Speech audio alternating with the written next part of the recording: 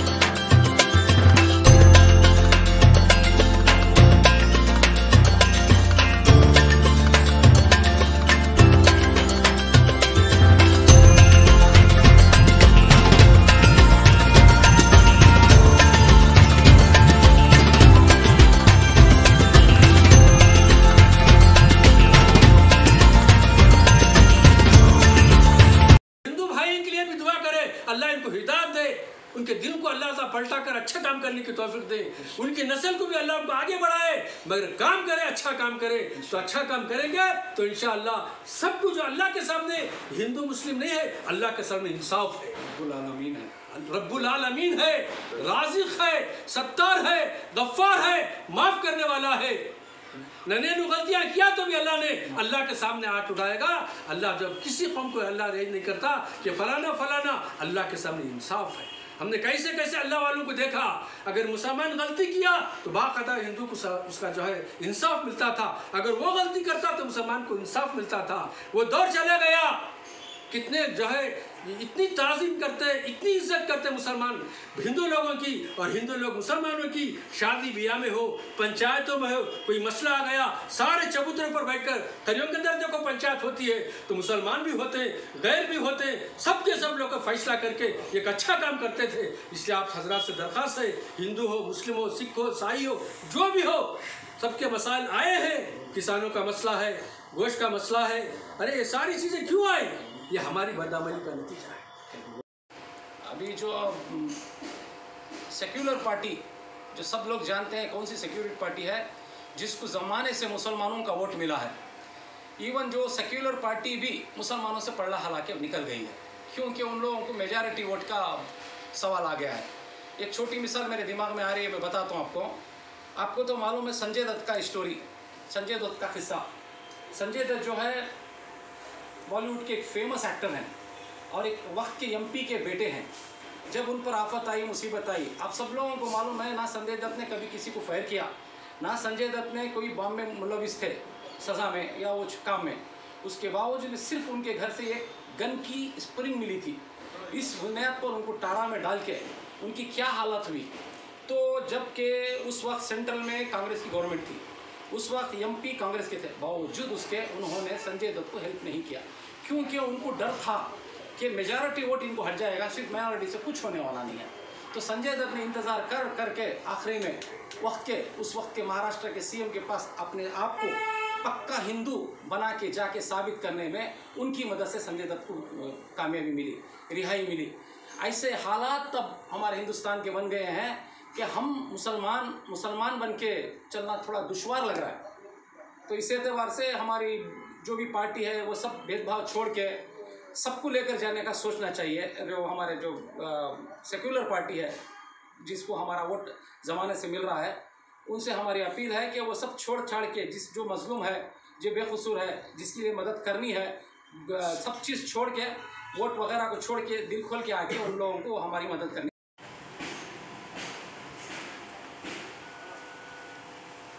जैसा कि इससे पहले भी कुछ न्यूज़ चैनल वाले आए थे हमारे पास, ये 22 के दिन बंद करने के बारे में पूछ रहे थे, तो हम वाज़े तौर पर हमने कहा है उनको कि हम जो है इंशाअल्लाह 22 के दिन जो तमाम तंजीमों की तरफ से, उलमा इकराम की तरफ से, मुत्तहाद महाज तंजीम के तरफ से भी एक डिक्लेयर किया है कि बंद रखें।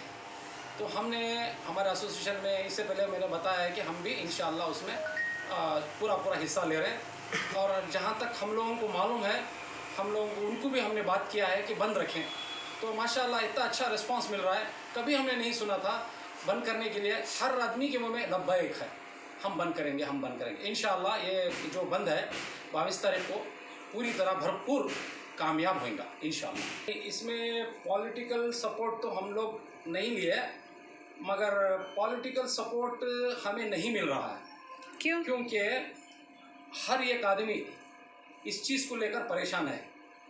मेजॉरिटी पॉलिटिकल पार्टीज उनके वोट बैंक का ख्याल करते हुए उन्हें सामने नहीं आ रही। दूसरे सेक्युलर टाइप के पार्टी से जिनको माइनॉरिटी का वोट बहुत अहमियत है, वो लोग भी आने के लिए पीछे कतरा रही, क्योंकि उनको अगर माइनॉरिटी को खुलकर अगर सपोर्ट कर दिए हम लोग तो मेजॉरिटी हमारे से नाराज़ हो जाएगा। इसके लिए वो लोग भी हमको आके मिलके हेल्प करने के लिए कतरा रही। और मेरी जो है ये दिली बात है, मैं हमारे पुलुकेशी नगर के एमएलए अखंड श्रीनिवास, जो बहुत अच्छे सेक्युलर लीडर हैं, दलित के क्या से आने वाले हैं, एमएलए हैं, जो प्रेजेंट एमएलए हैं, और इंशाल्लाह मुझे जहाँ तक मालूम है नेक्स्ट भी उन्हीं को एमएलए की सीट मिलने वाली है। उनसे मेरी एक अपील है कि अखंड श्रीनिवास मूर्ति साहब जो पिछली मरतबा जीते, करीब 75,000 वोट लीडिंग से जीते थे। तो 75,000 vote is not a joke. 2,000-5,000 में लोग जो है जीत दे रहे हैं। 75,000 वोट लीडिंग से, that means he is a very good काबिल लीडर हैं वो। उनके साथ जो हुआ उनके भांजे के तरफ से, पता नहीं वो क्या हुआ, क्या मंशा हुआ, क्यों हुआ, अल्लाह ही बेहतर जाने। मगर मैं उनसे अपील करता हूँ कि उनके भांजे को जो उसने की गलती, उसकी सज़ा के लिए भी दौड़ धूप करें।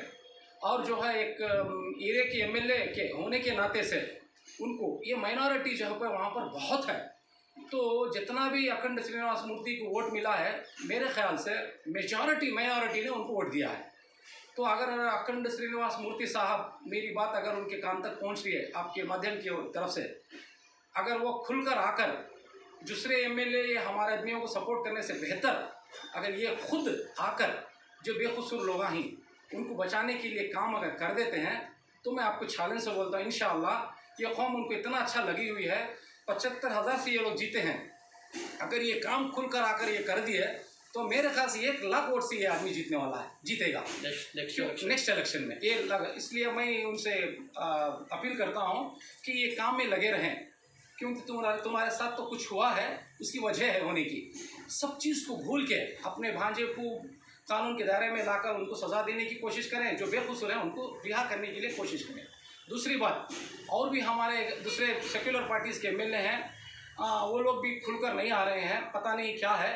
मगर 1-2-4 एमएलए हैं जिनसे हमें उम्मीद है। मिसाल के तौर पर शिवाजी नगर के एमएलए हैं, बहुत अच्छे आदमी है, यंग लीडर हैं, वो बड़ी कोशिश कर रहे हैं, मगर वो भी ज़रा खुल के नहीं आ रहे हैं, क्योंकि उनको भी मेजॉरिटी वोट का सवाल है।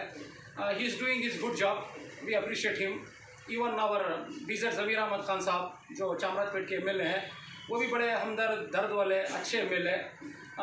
उनसे इन दोनों से हमारी थोड़ी उम्मीद है। शहर बेंगलुरु में ये इलेक्टेड मेंबर्स है, एमएलए की वजह से ये लोग कुछ कर सकते हैं इंशाअल्लाह। हमें उम्मीद है अगर उनको हमारी बात जाती है तो ये कुछ हमारी कौम के लिए, इन लोगों से हमारी बड़ी उम्मीद है कि ये 2 यंग नौजवान एमएलए से इंशाअल्लाह ये हेल्प करेंगे। खुलकर तो नहीं आ रहे हैं, बस हमारी अपील है कि वो भी खुलकर आकर कुछ हेल्प करें मुसलमानों की। जो मैंने बताया अखंड श्रीनिवास मूर्ति साहब के बारे में, और एक एक्सपर्ट से इनके साथ जो जुल्म सितम हुआ, हमसे हमारे नादानों से कुछ भूल हुई कि इनके घर के ऊपर आतिशबाजी हुई, खतरा हुआ, उनके घर को जलाए, ये बहुत दर्दनाक बात, बहुत अफसोस की बात।